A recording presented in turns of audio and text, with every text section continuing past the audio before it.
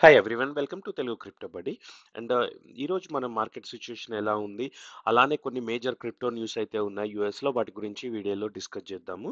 So ఇప్పుడైతే మనం చూస్తుంటే బిట్ కాయిన్ ఈ రోజు లేటెస్ట్గా ఆల్మోస్ట్ 62,700 వరకు కూడా ఒకసారి క్రాష్ అయింది. బట్ లైక్ మేజర్ అంటే లాస్ట్ ఫ్యూ డేస్ తో కంపేర్ చేస్తే కొంచెము డౌన్ ట్రెండ్లోనే ఉందని చెప్పొచ్చు. బట్ మనం ఇదివరకు చెప్పినట్టు మోస్ట్ ప్రాబుల్లీ ఇలానే సైడ్ వేస్ ఉండొచ్చు ఇంకా నెక్స్ట్ ఫ్యూ డేస్ అయితే.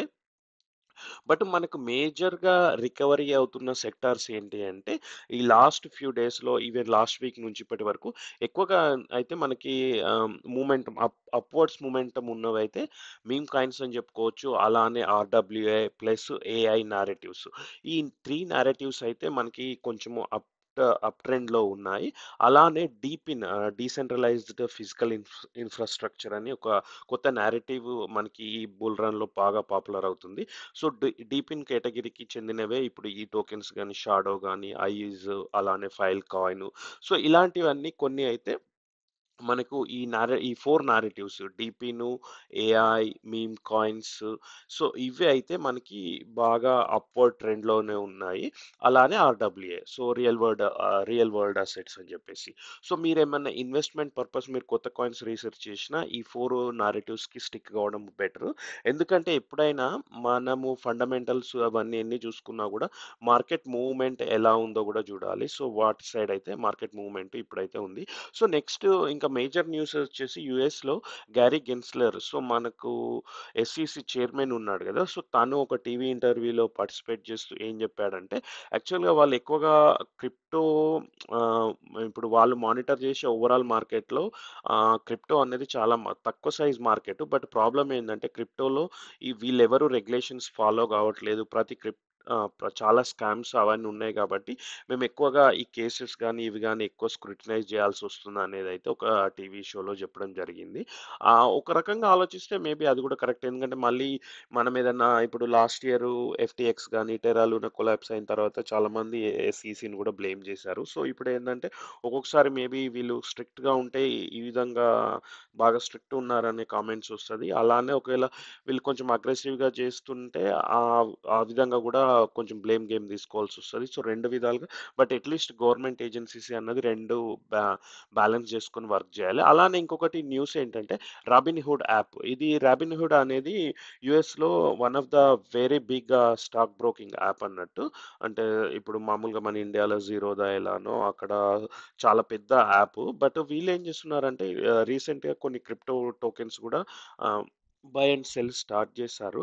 బట్ ఏంటంటే ఈ ఈ రాబిన్‌హుడ్‌లో ఏదైతే కాయిన్ లిస్ట్ అవుతుందో మనకి ఈజీగా పంప్ అవ్వడం జరుగుతుంది. ఎందుకంటే దానివల్ల ఎక్కువ మందికి ఆ పర్టిక్యులర్ కాయిన్ బై చేసే ఛాన్స్ వస్తుందన్నట్టు. ఒక 1 ఇయర్ బ్యాక్ డోజ్ కాయిన్ ఎప్పుడైతే ఫస్ట్ రాబిన్‌హుడ్‌లో లిస్ట్ అయిందో చాలా వరకు పంప్ అయింది ఫ్యూ డేస్. సో అలాంటి రాబిన్‌హుడ్ యాప్ మీద ఎస్‌ఈసీ వాళ్ళైతే ఒక కొత్త నోటీస్ ఇష్యూ చేసి దాని గురించి కొన్ని యూఎస్ రెగ్యులేషన్స్‌ని వీళ్ళు సరిగ్గా ఫాలో కావట్లేదని చెప్పేసి ఒక కేస్ అయితే నమోదు చేశారు. సో అది ఇంకా జరుగుతుంది. సో ఇప్పుడు ఇది ఫోర్త్ కంపెనీ అనుకోవచ్చు. రీసెంట్‌గా మనకు యూనిస్వాప్, కాయిన్ బేస్ అలానే కన్సెన్సస్ అంటే మెటామార్క్స్ వాళ్ళ కంపెనీ ప్లస్ రాబిన్‌హుడ్. సో మనకి క్రిప్టోలో ఉన్న టాప్ అన్ని కంపెనీస్ మీద అయితే ఇప్పుడు ఎస్ఈసీ వాళ్ళు కేసు రిజిస్టర్ చేసి ఇన్వెస్టిగేషన్ అయితే చేస్తున్నారు. డిఫరెంట్ డిఫరెంట్ రెగ్యులేషన్స్, కొన్ని యాంటీ మనీ లాండరింగ్, ఇంకొన్నేమో ఇప్పుడు యూఎస్ సాంక్షన్స్ ఉంటాయి కదా, కొన్ని డిఫరెంట్ కంట్రీస్తో బిజినెస్ చేయొద్దని అవి ఉల్లంఘించారని. అంటే ఒక్కో కంపెనీ ఒక్కో ఇష్యూ అయితే ఉంది. బట్ నేను అబ్జర్వ్ చేస్తున్న ప్రకారం అయితే ఈ 4 కంపెనీలలో అయితే రాబిన్‌హుడ్ అయితే ఇంకా చాలా స్ట్రిక్ట్. ఎందుకంటే వాళ్ళు ప్రతి రూల్ కంపల్సరీగా ఫాలో చేస్తారు, గవర్నమెంట్ పెట్టే రూల్. ఎందుకంటే వీళ్ళు ఆల్రెడీ స్టాక్ బ్రోకర్ యాప్ కాబట్టి ఆహ్, మిగతా వాటి ప్యూర్‌లీ క్రిప్టో కంపెనీస్. బట్ ఇదేందంటే స్టాక్స్ నుంచి క్రిప్టోలోకి వచ్చింది కాబట్టి వీళ్ళైతే కంపల్సరీ ఫాలో చేస్తారు. అదే విషయం ఒక యూఎస్ కంపెనీ వాళ్ళు కూడా చెప్తున్నారు. ఎందుకంటే వీళ్ళకు నోటీస్ రావడమే సర్ప్రైజింగ్. మోస్ట్ ప్రాబబ్లీ రాబిన్‌హుడ్ కేస్‌లో విన్ అవుతుందని చెప్పేసి. అలానే మనకి ఇంకొక న్యూస్ ఏంటి అంటే ఈరోజు మేజర్‌గా ఈ నవంబర్‌లో యూఎస్ ఎలక్షన్స్ ఉన్నాయి కాబట్టి, ఈ యూఎస్ ఎలక్షన్స్‌లో క్రిప్టో అనేది ఒక కీ కాకపోతుంది అని చెప్పేసి మనకు కాయిన్ టెలిగ్రాఫ్‌లో ఒక న్యూస్ అయితే వచ్చింది. సో, వాళ్ళు చెప్తున్న దాని ప్రకారం ఏంటంటే, ఇప్పుడు చాలామంది ఈ కేసెస్ ఇన్వెస్టిగేషన్ గానీ, ఈ బైడెన్ అడ్మినిస్ట్రేషన్ ఏంటంటే చాలా మటుకు క్రిప్టోలో చాలా స్ట్రిక్ట్‌గా బిహేవ్ చేస్తుంది. అంటే ఎక్కువ ఆంక్షలు పెట్టడం గానీ, ఇలాంటి ఎస్‌ఈసీతోని స్ట్రిక్ట్‌గా ఉండడం గానీ, అందుకోసమే వీళ్ళేం చెప్తున్నారంటే, మోస్ట్ ప్రాబబుల్లీ ఇప్పుడు బైడెన్ ఓడిపోయి ట్రంప్ గెలవడము మన క్రిప్టోకి కొంచెం బెటర్ అన్నట్టు ఇంకొక డీక్రిప్ట్‌లో గూడా ఒక న్యూస్ వచ్చింది. సో, ఎందుకంటే ఇదివరకి మనకి ఒక 1 ½ మంత్ బ్యాక్ గూడా ఆహ్, ఆహ్, ట్రంప్ ఒక ఇంటర్వ్యూలో గూడా జెప్పాడు. సో, నాకు ఇప్పుడిప్పుడే బిట్‌కాయిన్ గురించి నాకు అవగాహన వస్తుంది. సో, బిట్‌కాయిన్ ఉండడం కొంచెము మంచిదే. But US dollar still king అన్నట్టు మాట్లాడాడు. అంటే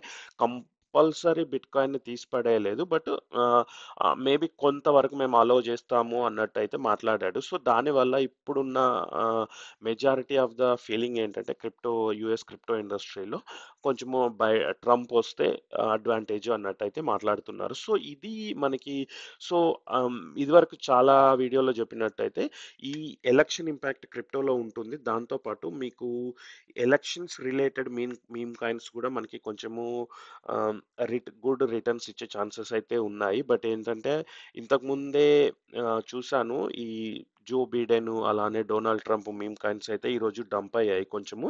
నేను అబ్జర్వ్ చేస్తుంది ఏంటంటే ఈ టాప్ గెయినర్స్, టాప్ లూజర్స్‌లో ఇప్పుడు మీరు చూడండి ఇవి ఈరోజు కొన్ని కాయిన్స్ అయితే టాప్ గెయినర్స్‌లో ఉన్నాయి గదా! మళ్ళీ రేపొచ్చేసరికి ఇందులో ఒక అట్‌లీస్ట్ ఒక 5 ఆర్ 6 కాయిన్స్ అయితే టాప్ లూజర్స్‌కో అయితున్నాయి. అంటే ఒకరోజు వాటిని పంప్ చేస్తున్నారు. నెక్స్ట్ డేనే మళ్ళీ డంప్ అవుతున్నాయి. సో, ఇప్పుడు చూడండి ఇక్కడ మనకి డొనాల్డ్ ట్రంప్ 17% డంప్ అయింది. అలానే జో బిడెన్ 13% డంప్ అయింది. మోస్ట్ ప్రాబబ్లీ రేపు గాని, ఎల్లుండి గాని అవి మళ్ళీ ఒక 15, 20% అయితే అప్ అవుతుంటాయి. సో, సిస్టమాటిక్‌గా మార్కెట్‌నయితే మ్యానిప్యులేషన్ జరుగుతుంది. అది అబ్జర్వ్ చేసి మనము వాటికి తగ్గట్టు చర్యలు తీసుకొని దాంతో పాటే మన ఇన్వెస్ట్‌మెంట్ ప్లాన్ చేసుకుంటేనే మనము క్రిప్టోలో కొంచెం అయినా గుడ్ రిటర్న్స్ సంపాదించగలుగుతాం. లేకపోతే ఫోమో అంటుంటారు కదా! ఫియర్ ఆఫ్ మిస్సింగ్ ఔట్ అని చెప్పేసి పంప్ అయిన కాయిన్స్ మీద మనం అలానే పరిగెత్తి రాంగ్ కాయిన్స్‌లో ఇన్వెస్ట్ చేస్తేనైతే మనకి లాసెస్ వచ్చే ఛాన్సెస్ అయితే చాలా ఉన్నాయి. సో, అలానే మీరు ఈ మధ్య ఏమన్నా కొత్త కాయిన్స్‌లో ఇన్వెస్ట్ చేసినా కూడా నాకు కామెంట్స్‌లో చెప్పండి. వాటిని కూడా మనం రీసెర్చ్ చేసుకుందాము. సో, ఇది ఈరోజు మెయిన్ న్యూస్. బట్ మళ్ళీ ఇంకా మేజర్ అప్డేట్స్‌తో గాని కొన్ని ఎయిర్ డ్రాప్ ప్రాజెక్ట్స్ కూడా నేను రివ్యూ చేస్తున్నాను. వాటితో పాటు మళ్ళీ రేపు ఇంకో కొత్త వీడియోలో మళ్ళీ కలుద్దాం. Thank you. Please watch keep supporting Telugu crypto buddy. Thank you.